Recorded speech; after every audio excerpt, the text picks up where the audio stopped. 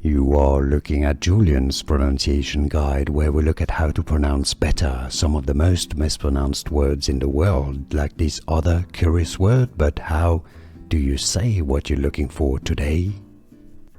Let's learn once and for all how to pronounce the name of this dish, originally from Mexico. If you want to learn more names from Mexican cuisine, stay tuned. I've got more videos for you coming up. Stay tuned. You'll definitely want to listen to and learn from them.